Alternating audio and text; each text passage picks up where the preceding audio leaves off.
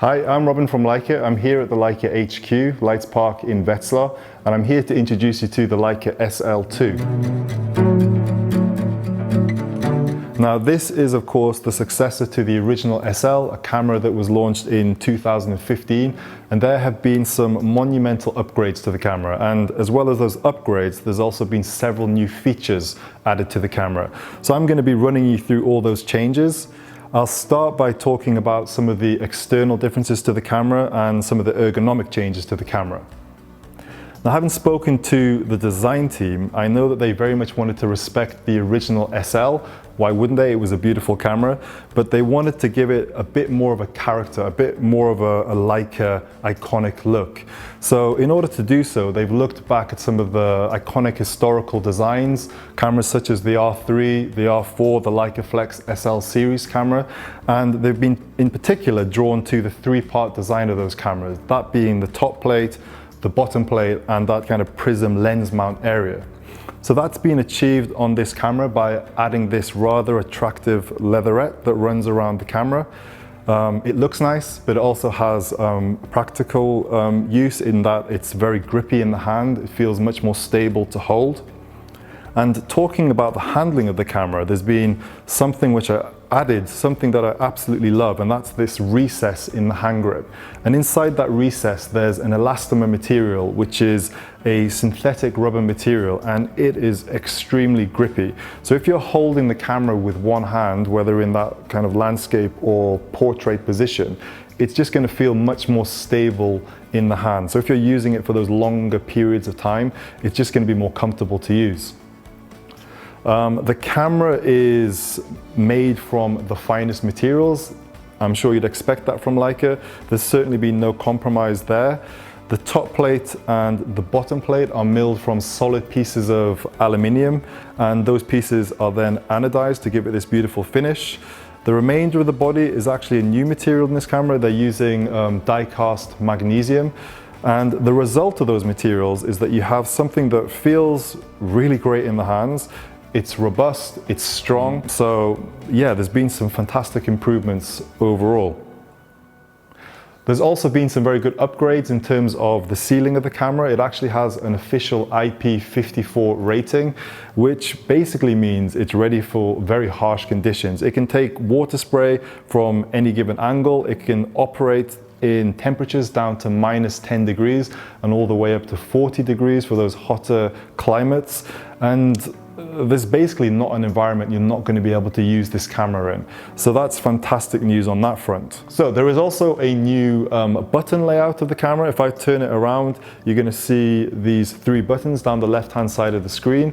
This is of course different to the original SL, which had a 4-button layout. Now, from my experience, I've found this actually a lot easier to use. It's much clearer from the beginning.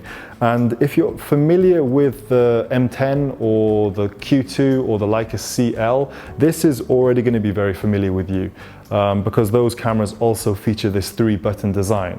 And I think that is the key point here. Leica wanted there to be more of a natural progression between the systems. So if you pick up the Leica Q2 and then you move to the SL2, you're not going to be stuck trying to find where your controls are. It's going to be very instinctive, very intuitive to use. Now, if I tap into the menu, turn on the camera, wake it up, you're going to be welcomed with these icons. And these are icons that access some of the most important features of the camera, which is great. That means less time going through the menu. So let's just say, for example, I want to change my focus point. Tap here. I can use the touch screen to scroll through those options like so. It's very easy. And if I was wearing gloves or I had, let's say, wet hands, for example, I can also make use of the scroll wheel or the joystick to navigate through those options. So it's very simple, very easy to use. You may also have noticed that photo is currently highlighted in white and video is currently grayed out.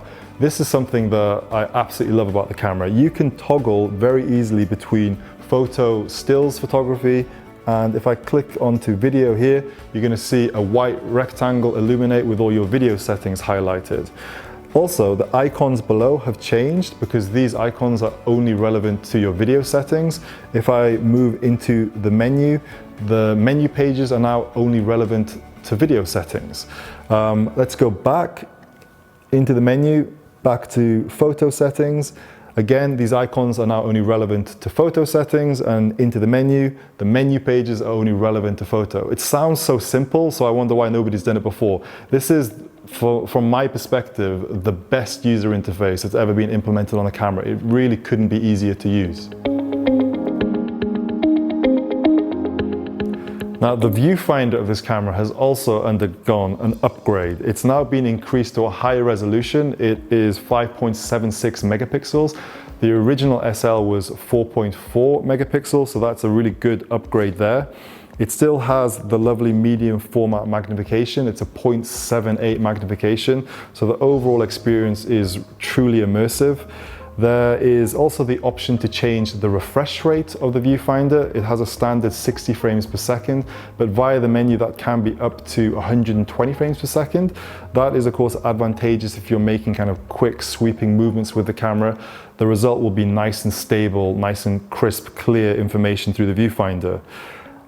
There is this diopter at the back of at the top of the viewfinder, sorry, and you can turn that diopter. There are nice positive clicks there. Once it's locked in place, it's not going to accidentally move. And it's also been crafted from the finest materials. There is only metal and glass inside this viewfinder, so overall result is genuinely something quite special, and it's really a joy to use. There is of course a brand new sensor in the camera. It has now been upgraded to a 47.3 megapixel CMOS sensor. That's a big upgrade over the previous camera, which had a 24 megapixel sensor. The ISO range remains the same. It's 50 all the way up to 50,000. And there is the addition of a new processor in the camera. So Leica are putting in for the first time their Maestro 3 processor, which is more than capable dealing with those large files the camera now produces. There is the focal plane shutter in the camera, which has a range all the way down to 30 minutes for those nice long exposures, and that can go up to 8,000th of a second. But if you require quicker shutter speeds, you can then activate the electronic shutter in the camera, which starts at 1 second, but will take you all the way up to a staggering 40,000th of a second. So if you enjoy using your wide apertures in bright sunny conditions, this is of course going to be a big advantage for you without the need for stacking ND filters on front of the lens. It's a very speedy camera. It's speedier than the previous camera. You can now fire off up to 20 frames per second, again using the electronic shutter. So you're not going to be lost for speed with this camera. And there is an increase in the buffer size. You now have a 4 gig buffer, which will allow you to shoot up to 78 consecutive DNG files or 100 JPEGs. So, relevant to the sensor, there's another feature which is certainly going to excite a lot of people out there. This camera now features a 5-axis in-body image stabilizer. Now, in practical terms, that is going to give you huge benefits for those slow shutter speeds when you're shooting down to the quarters or half-second kind of territory. So to give you a practical example, if you're shooting a telephoto shot at say 200mm and your shutter speed is 200th of a second, with the image stabilizer kicked in, that's actually going to allow you to come down all the way to 1/3 of a second. So the stabilizer is giving you 5.5 stops there. So that's something quite remarkable. And this is also going to be beneficial not just for use with your SL lenses, of course. With the correct adapter, whether you're using M lenses or R lenses, this is going to be the first time with a Leica camera that you can use stabilizer with those lenses. So again, something to be excited about. So we've already touched on video to a small degree in the fact that it's very easy to navigate between stills photography and video functionality. So let's talk about some of the spec now. There's been some vast improvements there too. You now have the ability to shoot up to 5K in 30 frames per second. In 4K, you have the option of 60 frames per second or 30 frames per second. On the original SL, to get the best, to kind of extract the best footage from the camera, you would have to actually connect an external recorder. So to shoot 4K 30 frames a second in 422, that's 10-bit footage, you would have to connect that device. With the SL2, there's actually no need for that. You can record 4K 30 frames a second, 422, that's 10-bit footage, directly to the SD card inside the camera. So that's extremely advantageous. Another video feature is the possibility to turn the camera into cine mode. Now, what does that mean? There are different terminologies that cinematographers use. So photographers, of course, are used to apertures, shutter speeds, and ISOs, while cinematographers talk in shutter angles, T-stops, and ASA. So that is going to be something that I think all cinematographers will appreciate when they're shooting their video footage on this camera. There is the addition now of 3.5 ports on the camera, so for audio in, audio out. On the previous camera, you would have to actually use a separate accessory to access those ports. There's still, of course, the HDMI output here, and there is now the addition of USB-C.